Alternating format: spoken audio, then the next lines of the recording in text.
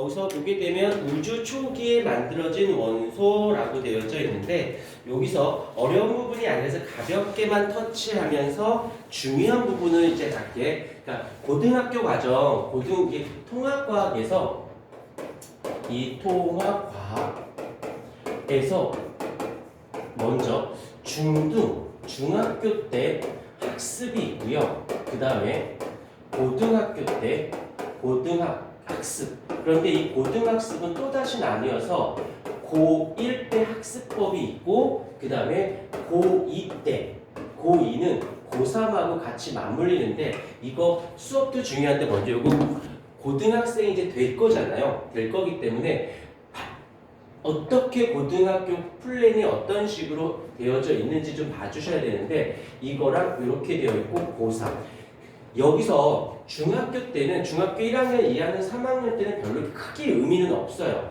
의미는 없는데 왜냐면 외우고 풀다 보면 답이 나오거든. 그러다 보니까는 과학은 평소 때는 그냥 수업만 듣고 숙제만 하다가 시험 때 벼락치기라고 얘기하지. 벼락치기라는 공부만 해도 중학교 때 성적이 나옵니다. 왜 나오냐면 과학이 쉬워서가 아니라 문제 스타일이 여기 중등과정에서 문제 스타일 문제를 유형을 분석해 보면 과학적 사고라는 말을 써요. 과학적 사고 무슨 소리냐면 아니 모르니 쉽게 일상적인 용어로 말하면 원래는 이제 수학이나 과학에서는 어떤 용어를 쓰냐면 과학적 사고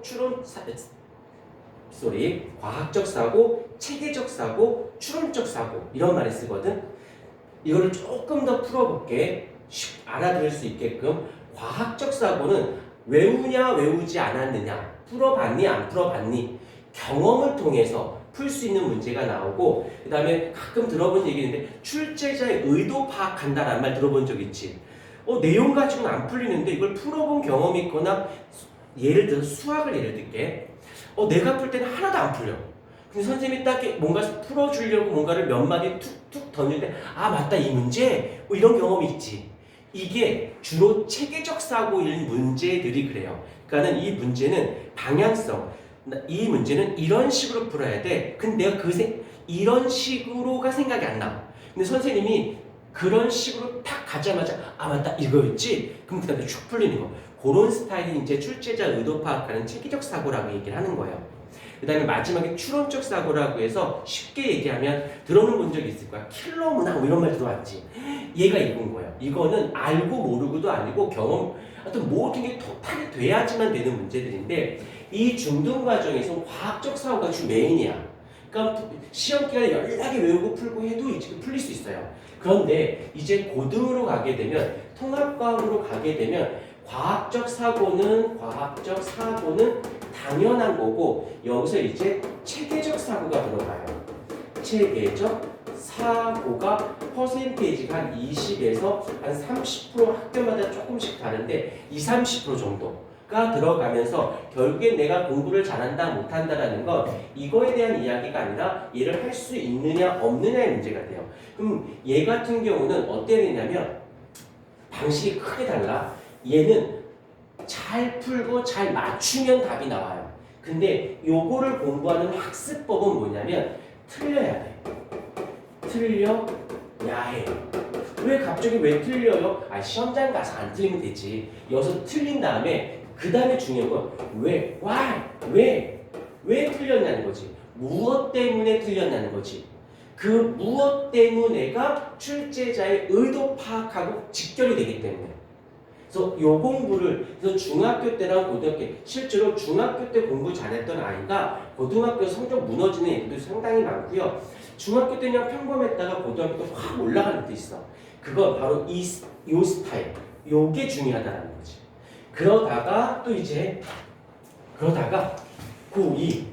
통합과 들어오세요. 그러다가 고2가 되면 잘 들어야 돼. 진짜 고등학교의 승부는 고1이 아니야. 고1 때 잘하고 못하고가 덜 중요해. 누가 중요하냐면 이때가 승부야. 그래서 공부를 국어, 영어, 수학 모든 과목이 고1이 포커스가 아니라 궁극적인 목표 지향점은 바로 고2 내신이 돼요. 이게 승부가 됩니다. 그러니까 이걸로 내가 된다 안 된다, 실력이 있다 없다. 다시 말하면 지금 중학생들인데 아직 이제 고1이 되겠지. 지금 국어, 영어, 수학을 내가 공부를 고1 쪽으로 가는지 고2까지 가야 되는지를 따졌을 때는 반드시 고2까지 와주셔야 돼요. 여기서 잘하는 거 정말 백지장만큼 차이밖에 안 나는데 여기서 이유가 있어. 왜 어떤 이유가 있냐면 이 내신 문제가 출제하는 곳을 찾아야 돼요. 여기가 바로 수능 특강이라고 하는 교재가 있습니다. 이 수능 특강 교재는 고3들이나 재수생들이 대학교를 가기 위해서 수능 보는 기본서거든.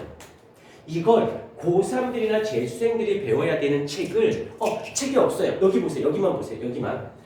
여기서 고2 때 여기에서 출제를 해요. 이 책은 과학적 사고 당연히 들어있고요. 체계적 사고 당연히 들어있고요. 얘를 믹스해서 누구로 가냐면 추론적 사고로.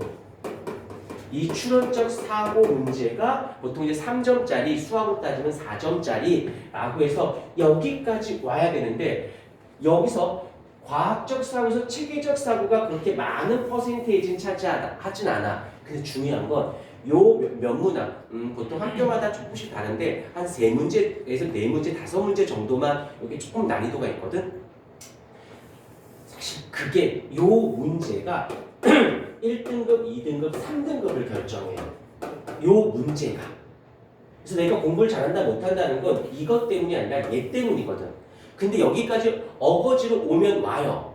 그런데 여기서부터는 해보지 않은 친구들은 여기까지 가기가 굉장히 많이 힘들어요. 그래서 지금 미리미리 준비를. 그래서 중학교는 몰라도 고등학교 1학년, 고3은 간단히 할게. 이 고3은 다 알아.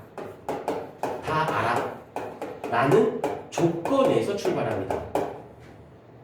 그러면 무엇을 해? 즉, 과학적 사고 때문에 하는 게 아니라 다 알아. 여기 쪽 쪼개볼게. 과학적 사고는 스피드로 승부하셔야 돼요. 스피드. 빨리 풀어야 돼. 물론 절대 틀리면 안 돼. 빨리 풀어서 시간을 줄여줘야 돼요. 그래서 남는 시간에 어떻게 체계적 사고하고 그 다음에 추론적 사고를 여기다가 정확도를 높여줍니다. 그러면 이 고3 때는 뭘 하냐면 아니 모르니로 공부하는 게 아니라 여기서 포커스야. 얘를 어떻게 하든지 스피드하게 훈련을 하는 것이고 얘를 정확도를 상승시키는 이러한 교육 과정으로 들어가야 돼요. 그래서 실질적으로 그냥 공부하는 게 아니라 막 공부하는 게 아니에요. 학년마다 접근법이 이거는 과학만의 이야기가 아니라 국영수가를 다 통합해서 이야기하는 거야. 그래서 요것들을 고등학교 때는 체계적으로 공부를 해야지 그냥 열심히만 한다고 해서 될 문제가 아니다라는 거 절대 잊지 않도록 하고 이제 고등학교 여기에서 지금 내가 수업은 내용뿐만 아니라 요거 하는 훈련을 많이 시킬 거야. 요거만 많이 해줘도요. 나중에 특히 수학하고 과학은 공부법이 완전히 똑같아. 그냥 수학이냐라는 소재, 과학이라는 소재일 뿐이지 방식이 완벽하게 똑같아요. 그러니까 이걸 잘 따라와 주셨으면 좋겠고 간단히 정리하고 이제부터 진도를 나가도록 할게요.